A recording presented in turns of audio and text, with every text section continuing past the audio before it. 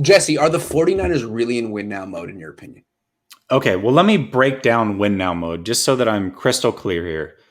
Win now mode to me means that you're ready to win a Super Bowl.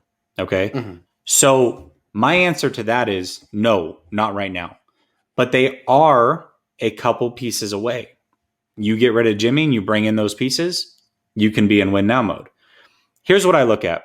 If you compare this team to 2019, okay, that's a viable comparison. And here's why it's important, because that 2019 team lost to the Kansas City Chiefs in the Super Bowl. That Kansas City Chiefs team got blown out in the Super Bowl by Tampa. Mm-hmm. So you can't just be as good as that 2019 team. You have to be better than that 2019 team. Okay. Yeah. I don't think this team right now is better. I think there are a couple positions where they're better. I think their starters from top to bottom are slightly better, but the intangibles are they don't have the depth and they don't have that one identity defensive line that was so much better than the rest of the league that you can make a difference. Buckner's not on this team. Mm-hmm. Ford, who knows what's going to happen with him, but I doubt he's going to play. That's a big difference. That defensive line ran 8 deep in 2019.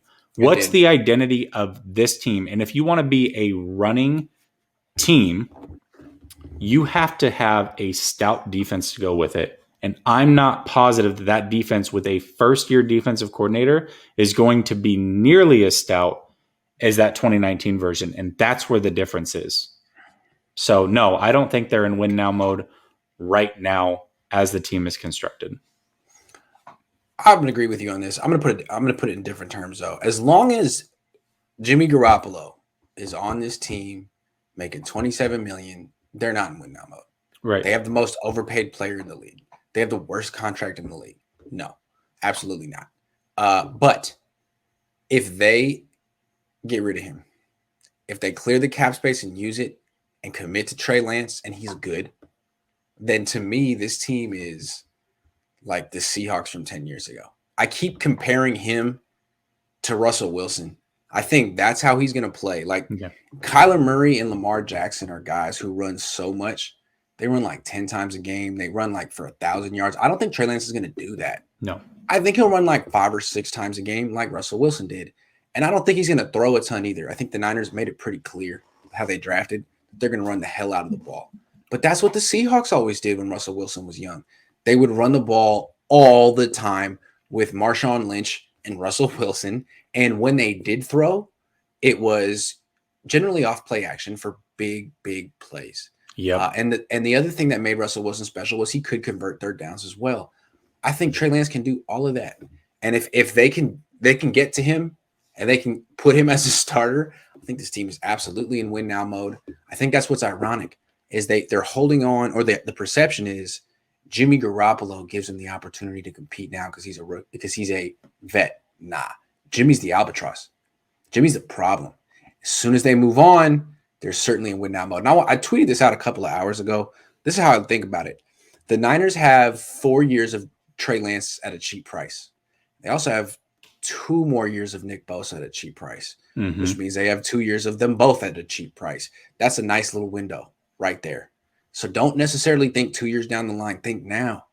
Financially, you got 2 bargains that won't be bargains down the line. Do something now. Don't waste a minute of this. I agree. And so one of the things that you always talk about is that 13.1%. Yeah. Okay. So let's really break that down for a second. So no quarterback making more than 13.1% has ever won a Super Bowl. That number is actually 12.5%. Because Steve Young won it at 13.1%, but that was year 1 of the salary cap. That doesn't count. Teams haven't had a time and a chance to adjust to a salary cap. That's year 1, okay? True. So I don't even count that year. So the number is really 12.5%. And that player, 12.5% and 12% twice. Brady. Tom Brady, the greatest quarterback of all time. That's it. So really that number is less than 12%. Jimmy's making how much at the cap? And how many guys have made it over 10? Beyond Brady and Steve Young. Eli, Peyton, Brett Favre. 3 guys. Yep. Not Rodgers, not Breeze, not Elway. Not Mahomes, not Wilson, none of them. You don't want to be up there. You don't want to be up there.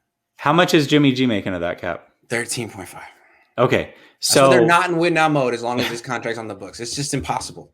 you It's have impossible. two things at play here, right? And one of these records is eventually going to be broken, or one of these things Right. are eventually going to be booted. Okay. Right. Either a rookie's going to win a Super Bowl, or a quarterback making over 13.1% is going to win a Super Bowl. I'll bet Both on the of them are rookie. not going to happen in the same year from the same Yeah. team. It's not going to happen that way.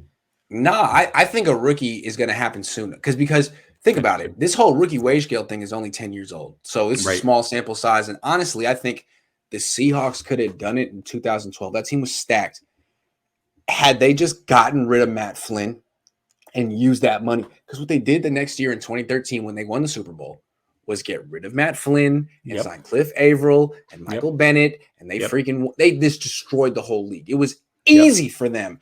They could have done this. I mean, I don't think Russell Wilson was that much better in 2013 than he was in 2012. It was the same formula with a better defense. So You're right. You're right. Yeah. Yeah. You're absolutely right about that.